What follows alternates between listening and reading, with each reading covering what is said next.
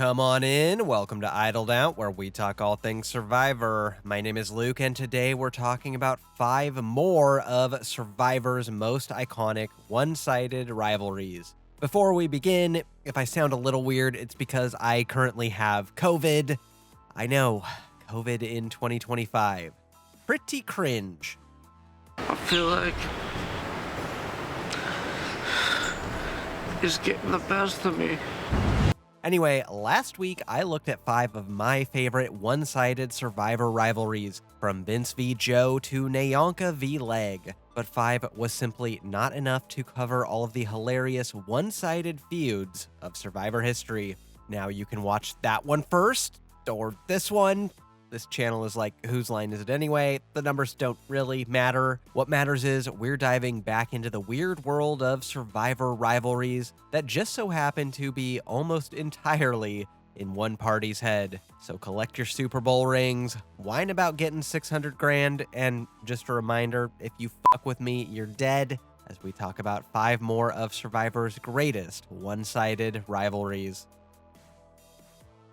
At number 10 is Brandon Hance's obsession with Michaela in Survivor South Pacific. You know, there's an alternate universe where Michaela does well in Survivor. She was charming, she worked hard, she was good in the challenges. Michaela should have gone further than she did, except she caught the eye of Brandon Hance. Brandon was tempted by Michaela, you know, like biblically, and he immediately set his sights on her to get her out, lest he succumb to his temptations. It's honestly pretty weird. She's just building the shelter, and he's sitting there ogling her like a piece of meat that he wants to f***. I love how this is shot like a horror movie, like he's some creepy psycho stalker at the start of a 90s thriller or something. Surely there's a less creepy place you can watch her from than the bushes. Tony invented the Spy Shack, Brandon invented the Perv Shack. It's been stated that part of Brandon's obsession with Michaela was that she would talk about partying and he was a recovering alcoholic, and that may very well have factored in. But there are a lot of comments from Brandon himself about her tempting appearance, and Coach and Sophie both have comments about Brandon's attraction to her. So I don't really think you can argue that this was all creative editing, even if a little bit of it likely was. But regardless of which of his many troubles dictated his obsession, he was obsessed with her, and specifically getting rid of her, and he finally succeeded in episode 6. Whew, temptation averted. With the demon of lust slain, I'm sure he'll go on to live a completely normal life. At number 9 is Abby Maria's hatred of RC in Survivor Philippines. There was like a solid 8 or 10 minutes in Survivor Philippines when Abby didn't hate RC. Look at them. Day 1, wide-eyed excitement, joy on their faces. This is the last time that will happen. Abby's one-sided feud with RC was a series of comical misunderstandings. RC found the idol clue and shared it with her number 1 ally. Abby is immediately skeptical. RC talks to Scoopin about bringing him in to join their alliance. Abby is suspicious, which, in hindsight, fair. So Abby confronts RC about her Survivor sins, which again include bringing Abby in on an advantage and trying to get numbers for their alliance. I haven't lied to you, and you have no reason to think that I would lie to you. I am your friend. Me too. But if you don't want your dad. I'm always telling my friends that too. You hear that, friends? To her credit, RC did try to salvage this relationship. She tried, but Abby's new bestie Pete framed RC by planting the idol clue in RC's bag, which only pushed RC into Scoopin's arms further, which are not arms you ever want to be pushed into. As with all of her one-sided feuds, of which there are many, Abby won.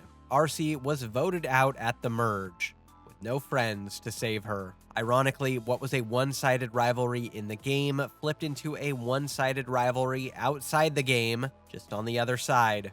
RC was very bitter towards Abby at Ponderosa, and also declined being on the second chances ballot entirely, for reasons unknown, but, well, I've got a hunch why. At number 8 is Jimmy T's one-sided feud with Jimmy J. in Survivor Nicaragua. When it comes to tribe leaders, Espada hit the jackpot. You're not going to do much better than two-time Super Bowl winning coach Jimmy Johnson. Someone tell that to Jimmy Tarantino. This one's a bit weird because Jimmy T was eager for the tribe leader position that Jimmy Johnson had, while simultaneously desperately seeking his approval. Jimmy Tarantino was obsessed with comparing himself to Jimmy Johnson. Was it the matching first names? It had to be the matching first names. There's no reason for this to be the guy Jimmy T was hell-bent on comparing himself to because they have nothing in common. Jimmy J, Texan, hair like a goddamn helmet, 2 Super Bowl rings. Jimmy T, as northeastern as you get, hair that is constantly wet, 0 Super Bowl rings. Jimmy T both desperately sought the approval of and to usurp the role of Jimmy Johnson, and Jimmy Johnson was just about the only person in the world who could lead the AARP tribe to any sort of challenge victories. They even treated him like they were an actual team and he was an actual coach. Jimmy T's literally out here saying, "Put me in, coach." Wait a second. Shouldn't "put me in, coach" be Albert's line? So, who won the one-sided war of the Jimmys? Well, Jimmy T technically, but no one really. Jimmy Johnson all but quit in episode 3 when he realized Survivor is miserable and he's rich as fuck. And then Jimmy T followed him right out the door the very next round, jettisoned by his tribe for being overbearing and obnoxious. Well, we can call this one a stalemate. At number 7 is Sue's one-sided feud with Kyle in Survivor 47. I originally had Liana's feud with Xander in here as the designated new era spot, but I do think the Sue and Kyle dynamic has arguably eclipsed it, but more importantly, it's just funnier. Now, I remember Sue hating on Kyle, but, I can't remember why. Sorry, I'm usually pretty good at remembering this stuff. Let me check the episodes real quick. He wrote my name down. Exactly. He didn't feel bad. Like, I can't even look at Kyle. I hate him. Because he wrote my name down. He wrote my name down. He wrote my name down. He wrote my name down. Because he wrote my name down. He wrote my name down. Oh, I think it's because he wrote her name down. Kyle voted for Sue once in episode 2 when he thought she was going home unanimously, and she did not forget. Yeah, memories sharp as a tack at the youthful age of 45. This bizarro feud got even funnier after Rome left the game and said in his exit press that Sue hated Kyle because he said something so horrible about her and Caroline that he dare not repeat it. Only for us to find out later in Kyle's exit press that the unrepeatable thing he called them was Tweedledee and Tweedledum. Excuse me, Tweedledee and Tweedledum. This one is just so funny to me. Kyle is like the chillest, nicest dude to ever play this game, and Sue wanted him in a body bag. Because Kyle's post-merge game was so immunity reliant, Sue did win this battle, but it could be argued that Kyle won the war. At Final Tribal, Kyle was the sole vote for Sam, while everyone else voted Rachel, giving Sam second place and demoting Sue to third place 0 vote getter, Missy style. Hey, he already voted for Sue once. He wasn't gonna make that mistake again. At number 6, our last one-sided rivalry of this video is Jeff Kent versus Jonathan Penner in Survivor Philippines. Jeff Kent is the king of one-sided rivalries. He's got one against Obama, he's got one against the Hall of Fame, but most relevant to this video is his one-sided feud with Jonathan Penner. I see where he was coming from with this one. Jeff Kent wanted to get rid of all the returning players because he'd felt they'd already had their shot, and his tribe's designated returnee was Jonathan Penner. Meanwhile, for most of the game, Penner considered Jeff Kent his closest ally. Things just kept going wrong for Jeff Kent's plans to get rid of Jonathan. First 4 rounds, Calabao didn't go to Tribal Council, giving Penner time to find the idol and make connections. 5th round, Jeff needs Penner because Dawson's putting a women's alliance together, and Penner's vote is needed to squash that.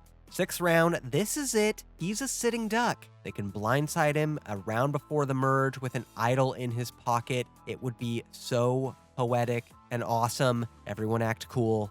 No one tip him off. Pinner? What do you want to do? Katie or Pinner?